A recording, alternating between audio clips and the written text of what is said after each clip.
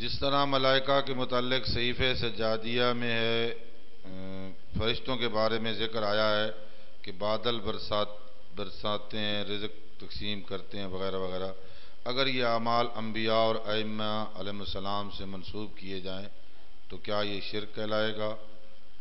لیکن فرشتوں کا بجا لانا کس زمرے میں آتا ہے؟ عرض یہ ہے کہ ایک تو مجھے یہ معلوم نہیں ہے کہ جس انداز سے انہوں نے صحیفہ سجادیہ کی طرف ان الفاظ کو نسبت دی ہے وہی الفاظ سے صحیفہ سجادیہ میں موجود ہیں۔ صحیفہ سجادیہ کے ان الفاظ کا اس شخص کو حوالہ دینا چاہیے، پھر کچھ بات ہو، کسی کی سنی سنائی کے اوپر بنیاد نہیں رکھنی چاہیے۔ اور دوسری بات یہ ہے کہ قرآن مجید نے جو بات کہی ہے اور معصومین بھی اسی کی تائید کرتے ہیں، وہ یہ ہے کہ والمدبرات امرا، امر الہی کی تدبیر کی ڈیوٹیاں ملائکہ کے ذمے ہیں، اس سے انکار نہیں ہے۔ نظام اللہ کا عالم اسباب ہے، خالق کائنات نے اس نظام کو اب اللہ ان یجری الامور الا باسبابها، کہ اللہ نے اس نظام کو اسباب کے ساتھ مربوط کیا ہے، اور اسباب کی ایک لڑی ہوتی ہے، ایک سبب کے پیچھے دوسرا، دوسرے کے پیچھے تیسرا، تیسرے کے پیچھے چوتھا۔ اسباب اس طرح طول میں بھی چلتے ہیں اور عرض میں بھی چلتے ہیں۔ ان اسباب کو کبھی بھی رب والی حیثیت حاصل نہیں ہوتی۔ رب العالمین وہ ہے جو مسبب الاسباب ہے۔ اس نقطے کو ذرا سارے برادران اپنے ذہن میں بٹھائیں۔ مسبب الاسباب اس کو کہتے ہیں جو اسباب کو اسباب بنانے والا ہے، جو اسباب کو اسباب بنانے والا ہے، اسباب کو تاثیر عطا کرنے والا ہے، اسباب کو سبب ٹھہرانے والا ہے۔ جیسا کہ فرض کیجئے سورج ہماری اس نظام شمسی میں ایک سبب ہے یا نہیں، جس کا بہت زیادہ تعلق ہے ہماری زندگی کے ساتھ، ہمارے نشو و نما کے ساتھ، ہمارے اس کے ساتھ جو پودے اگتے ہیں ان کے ساتھ، فصلوں کے ساتھ، رزق کے ساتھ، ان چیزوں کے ساتھ سورج کا کوئی تعلق ہے یا نہیں؟ تو سورج ایک سبب ہے نا، لیکن سورج کو یہ حیثیت کس نے دی؟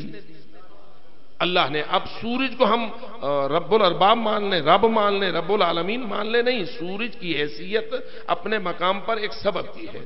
ایسے ہی اللہ نے ملائکہ کو بھی اس کائنات میں کچھ ڈیوٹیاں عطا فرمائی ہیں۔ ان کا تعلق ہواؤں کے چلنے کے ساتھ بھی ہے، ان کا تعلق بادلوں کے برسنے کے ساتھ بھی ہے، ان کا تعلق پودوں کے اگنے کے ساتھ بھی ہے، ان کا تعلق انسانی زندگی کے ساتھ بھی ہے۔ انسان جیسے کہ ماں کے پیٹ میں یصورکم کے ساتھ ان کا تعلق ہے، اور ہزارہ اور اس قسم کی ڈیوٹیاں ہیں۔ ان تمام ڈیوٹیوں سے یہ ثابت نہیں ہوتا ہے کہ وہ رب العالمین کی حیثیت رکھتے ہیں۔ وہ اسباب ہے، کچھ اسباب با اختیار ہیں، کچھ اسباب بے اختیار ہیں۔ مثلا کیا باپ اپنے بیٹے کے وجود میں آنے میں کوئی سبب ہے یا نہیں؟ ماں کا اپنی اولاد کے وجود میں آنے میں کوئی دخل ہے یا نہیں؟ اس باپ کے وجود میں آنے میں دادے کا دخل ہے یا نہیں؟ اس باپ کے وجود میں آنے میں دادی کا دخل ہے یا نہیں؟ اس ماں کے وجود میں آنے میں نانا اور نانی کا دخل ہے یا نہیں؟ وہ سبب با اختیار ہیں۔ اگر وہ اپنے اختیار کے ساتھ اپنی ڈیوٹی انجام نہ دیں تو نتیجہ مرتب نہ ہو۔ سورج ہے، ہوائیں ہیں، بارشیں ہیں، یہ سبب بے اختیار ہیں۔ ملائکہ کو بھی اللہ نے ڈیوٹیاں عطا فرما رکھی ہیں۔ ان ملائکہ کی ڈیوٹیوں سے یہ ثابت نہیں ہوتا کہ وہ رب کے شریک ہیں۔ ایک بات تو یہ ثابت ہو گئی۔ دوسرا آپ یہ کہنا چاہتے ہیں کہ ائمہ ہدی اور معصومین علیہ الصلوۃ والسلام کو ملائکہ کا درجہ دے دیں۔ بھائی کیسے آپ ثابت کریں گے یہ بات؟ ایک تو ان کے مقام کو گرا دیں گے، اس لیے کہ ملائکہ کی تو حالت یہ ہے کہ حضرت آدم علیہ السلام کو اللہ خلق فرما رہا ہے اور ملائکہ کو حکم دے رہا ہے کہ اس آدم کے سامنے سجدہ ریز ہو جاؤ۔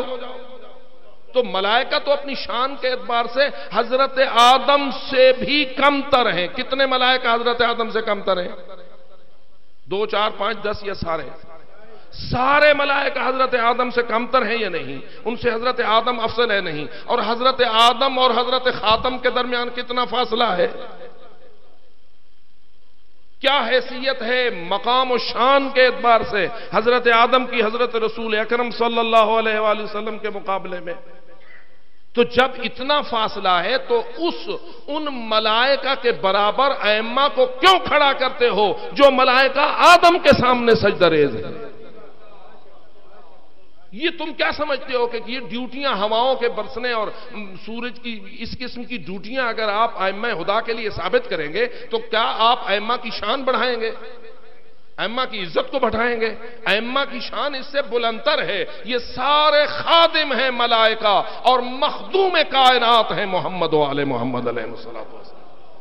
اس لیے ان کی شان کو کم تر کرنے کی جسارت نہ کی جائے. ہاں ایک بات مجھے سمجھ آتی ہے کہ شاید بہت سارے لوگوں کے ذہنوں میں رزق اور ہدایت ان دونوں کا مقابلہ ان سے پوچھا جائے کہ رزق زیادہ عظمت والی شے ہے یا ہدایت؟ آپ کے خیال میں تو ہے ہدایت، لیکن لوگ جو مادہ پرست ہیں ان کے ہاں روٹی، کپڑا اور مکان، اور یہ رزق کی سب سے بڑی اہم چیز ہے. اللہ فرماتا ہے کہ میں نے تمہاری ہدایت کا سارا اختیار اور ساری ذمہ داری محمد و آل محمد کے حوالے کر دی ہے. یہ کہتے ہیں رزق ان کے ذمہ ہونا چاہیے. آپ ذرا اندازہ کریں رزق کی حیثیت کیا ہے ہدایت کے مقابلے میں. کہاں مقام ہدایت ہے، کہاں مقام رزق ہے. اور آپ روٹی، کپڑا، مکان، ہوائیں برسنے، یہ کیا چیزیں ہیں اس کے مقابلے میں؟ اور واضح سی بات ہے کہ اس کے لیے تو اللہ نے یہ نظام بنایا ہے کہ جس کو میں نے پیدا کیا ہے اس تک میرا رزق جائے گا. میں نظام بناؤں گا، اور وہ چونکہ میں نے پیدا کیا ہے اس نے مجھے کہا نہیں تھا کہ مجھے پیدا کر. جس کو اللہ نے پیدا کیا اپنی مرضی سے کیا ہے یا کسی نے درخواست دی تھی؟ اپنی مرضی سے اللہ نے پیدا کیا ہے نا. اور اللہ فرماتا ہے جس کو میں پیدا کرتا ہوں اس کی زندگی کی ضروریات کو پورا کرنے کا ذمہ میں اپنے ذمہ لیتا ہوں. اس لیے کہ پیدا جو میں نے کیا ہے. وَمَا مِن دَابَّةٍ إِلَّا عَلَى اللَّهِ وَمَا مِن دَابَّةٍ فِي الْأَرْضِ إِلَّا عَلَى اللَّهِ رِزْقُهَا. زمین میں کوئی جاندار نہیں ہے مگر اس کا رزق میں نے اپنے ذمہ لیا ہے. اس رزق کا اس نے ایک کامل نظام بنایا ہے. اس میں اسباب با اختیار بھی بنائے ہیں، بے اختیار بھی بنائے ہیں، اور رزق جو ہے وہ پیدا ہو رہا ہے. اور پھر اتنا ذمہ داری دے دی ہے ہم انسانوں کو کہ اپنے رزق کو تلاش کرنے کے لیے کوشش کرو. اور اگر تلاش کرو گے اس ہدایت نامے کے مطابق جو میرے نبی اور میرے ائمہ اور میرے نمائندگان برحق تجھے پہنچائیں گے، تو پھر تمہیں میں جنت کا رزق تک پہنچاؤں گا. اور اگر تم نے ان کی بات نہ مانی تو پھر تمہیں جہنم کا ایندھن بنا دوں گا. اب سوال یہ پیدا ہوتا ہے کہ رزق کو حاصل کرنے کے لیے جو ہدایت نامہ لائے ہیں وہ افضل ہیں یا رزق افضل ہے؟ تو اس لیے یہ ہماری بہت بڑی بدبختی ہے کہ ہمارے بہت سارے مقررین کے ہاں ہدایت کی وہ حیثیت نہیں ہے جو رزق کی انہوں نے بنا رکھی. اور اس لیے وہ رزق کے نظام میں ان کو دخیل کر کے سمجھتے ہیں کہ ہم ان کی شان کو بلند کر رہے ہیں، جبکہ ایسی بات نہیں ہے. ملائکہ بہت کم تر ہیں اس سے کہ آل محمد کو ان کی مثل قرار دیا جائے. آل محمد کی جیسے ہماری مثالیں ہوتی ہیں نا، فلانا تو جوتی جوڑنے والوں میں سے ہے، جبریل تو علی کی جوتی جوڑے تو اس کے لیے مقام فخر ہے.